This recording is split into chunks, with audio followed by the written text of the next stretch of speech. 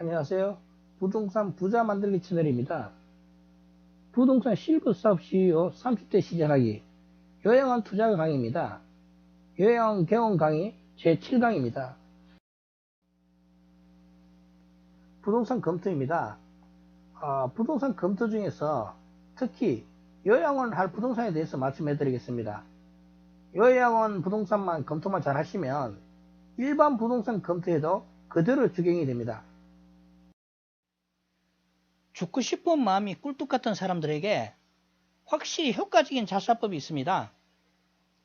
1단계는 먼저 하루 종일 아무것도 먹지 말라고 합니다. 배고파 죽습니다. 2단계는 맛있는 음식을 쌓아놓고 하루 종일 먹으라 합니다. 배 터져 죽습니다. 3단계는 이것도 저것도 다 안되면 하루 종일 아무것도 하지 말라고 합니다. 심심해서 죽습니다. 4단계는 그래도 안 죽고 살아있으면 힘든 일에 매달려 2배, 3배 미친듯이 일하라고 합니다. 힘들어 죽습니다. 5단계는 그래도 여전히 살아있다면 홀딱 뻗고 거리로 뛰쳐나가라고 합니다. 쪽팔려 죽습니다. 이렇게 애를 쓰는데도 안 죽는다면 그것은 당신이 여전히 이 세상에 필요하다고 하십시오. 부동산은 싸게 사야 합니다. 그런데 싸게 살려고 외진 상권에 산다는 것이 아니라 검토한 지역에서 비교 부동산 중에 저렴하게 매입해야 한다는 것입니다. 주식도 좋은 주식을 고평가되었을 때는 매입하는 것이 아닙니다. 저평가되었을 때 비로소 사는 것입니다. 나쁜 주식은 쳐다도 보지 말라고 합니다. 부동산도 나쁜 부동산은 쳐다보지 말아야 합니다. 좋은 부동산을 싸게 사야 한다는 것입니다. 요양원을 하고자 하는 사람들은 무조건 대로변에 사면 좋은 것은 아닙니다. 이면도로에 저렴한 부동산이 있다면 그것은 더 좋습니다. 하지만 무조건 이면도로를 찾지는 마십시오. 부동산은 요양원으로 쓸 가치도 있지만 향후 부동산 가격이 올라갈 것까지 생각해야 합니다. 부동산 가격은 완전 대로변보다 상권 형성이 잘 된 도로변이 좋습니다. 완전 대로변은 차량이 많이 흘러다녀서 오히려 상권 형성에 불리합니다. 두 번째로 요양원이라 생각하시면 산 좋고 물 좋은 곳을 생각하기 쉽습니다. 부동산 가격도 아주 저렴합니다. 요양원이라면 공기 좋고 물 맑은 쾌적한 곳이 좋습니다. 부동산 가격도 싸고 요양원을 찾는 사람도 많을 수도 있습니다. 그런 것은 모 아니면 도입니다. 그렇게 좋은 요양원은 직원들 수급이 좋은지 알아봐야 합니다. 인근 도심에서 간호사나 요양보호사들을 구하는 것이 쉬워야 합니다. 아무리 좋은 요양원도 직원이 없으면 문 닫아야 합니다. 세 번째는 지역 내 요양원 수와 노인 인구수를 알아봐야 합니다. 인근에 요양원이 없는 것은 좋은 것은 아닙니다. 요양이 많으면 그만큼 필요하니까 생기는 것입니다. 요양원이 많으면 직원들 구하기도 쉽습니다. 하지만 요양원이 인구수 대비 너무 많으면 경쟁이 치열합니다. 그냥 느낌으로 사업을 하지 마시고 나름대로 분석이 필요합니다. 대부분 사람들이 주변 사람들 말만 믿고 시작하기 때문에 여러분들은 약간의 분석만 하면 성공합니다. 모두들 공부는 하기 싫고 성공은 하고 싶기 때문에 실패할 확률이 높지만 여러분은 이미 성공한 것이나 다름없습니다. 넌센스 퀴즈를 하나 내겠습니다. 맞추신 분은 선물이 있습니다. 하나, 둘, 셋 만에 맞춰야 합니다. 백인 남자와 흑인 여자가 결혼해서 아이를 낳았습니다. 갓난 아기 치아는 어떤 색깔일까요? 하나, 둘, 셋. 흰색이라고요? 틀렸습니다. 갓난 아기에는 치아가 없습니다. 부동산 매입 총괄 프로세스에 대해서 말씀드리겠습니다.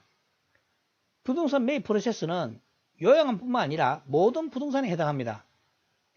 본인의 매입 프로세스를 가지고 있으면 부동산 투자에 훨씬 유리합니다. 체크리스트를 만들어서 공인중개사를 방문하실 때 궁금한 사항을 물어보시면 됩니다. 중개업소에서는 정말 친절하게 잘 가르쳐 줍니다. 중개업소에서도 알려주지 못하는 사항이 있으면 집에 와서 인터넷에 검색하시면 됩니다. 우선 본인이 요양할 지역에 지역 선정을 해야 됩니다. 지역 선정은 서울이면 서울, 경기도, 지방권, 신도시, 구도심 중심으로 검토하시면 됩니다. 지역 선정은 자기가 잘 아는 지역이 좋습니다. 지역을 너무 넓게 잡으면 검토하기 되게 힘듭니다. 지역을 좁게 잡아서 결정하시면 됩니다. 그 다음에 상권 결정입니다. 상권 결정은 가장 중요한 거는 역세권이 좋습니다. 역세권이라 하면 중심 상업지역은 되게 비쌉니다. 그래서 상권 결정은 도보로 지하철역까지 갈 수 있는 거리, 그 정도 거리가 가장 좋습니다. 한 1km 정도 오면 충분히 도보로 갈 수 있는 거리니까요. 그렇다고 해서 상권이 제대로 형성 안 된 그런 1km 지점은 좋지가 않고요. 어느 정도 상권이 형성된 지하철 역세권이 좋습니다.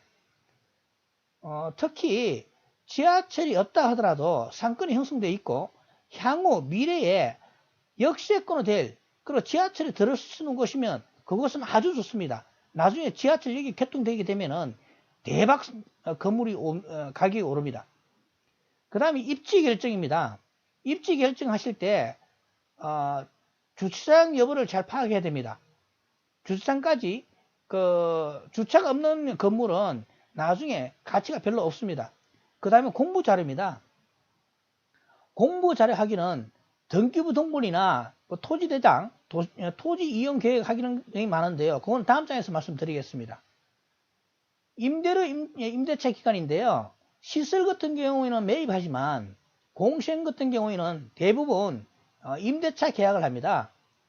보증금, 임대료, 임대차 기간, 그리고 만기 후 연장까지 잘 짚어봐야 됩니다.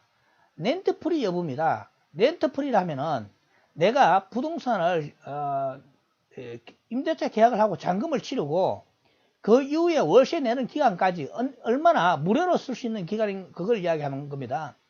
보통 인테리어 할 때 잔금을 내고 인테리어 하는 경우가 많은데 그러면은 렌트프리를 한 3개월 주어진다면은 인테리어 기간도 상당히 벌 수가 있습니다.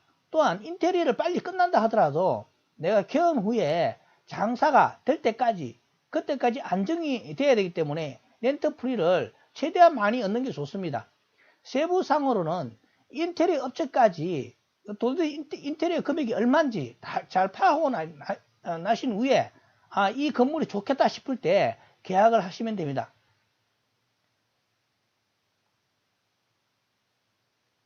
그리고 개원 입지 최저 결정 시기는 3개월에서 6개월입니다.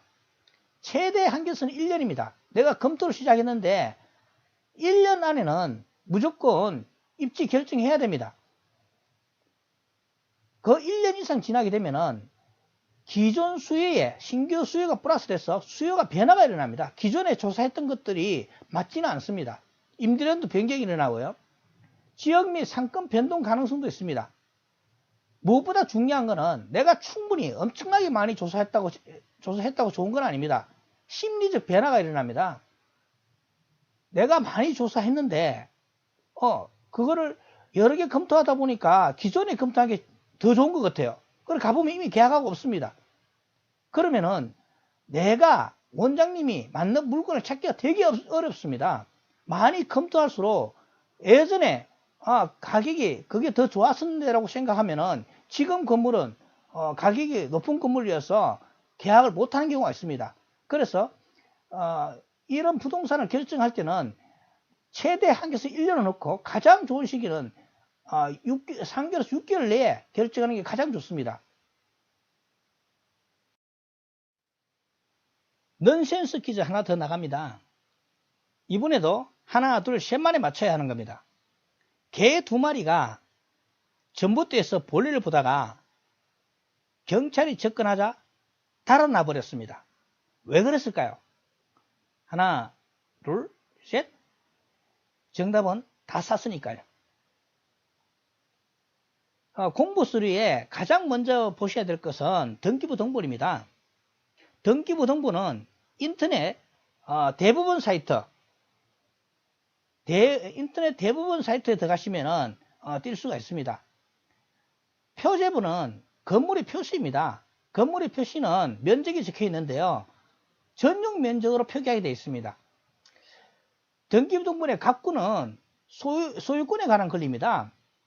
소유자가 갑이냐, 을이냐, 병이냐 이렇게 표시가 되어 있는데 소유자가 중요한 게 아니라 소유권에 제한 사항이 있는지 보셔야 됩니다.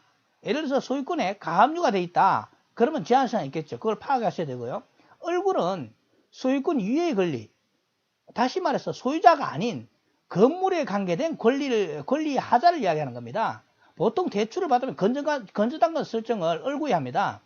을구에 건저당권이 얼마나 설정되어 있는지 건저당 금액을 파악하셔야 됩니다.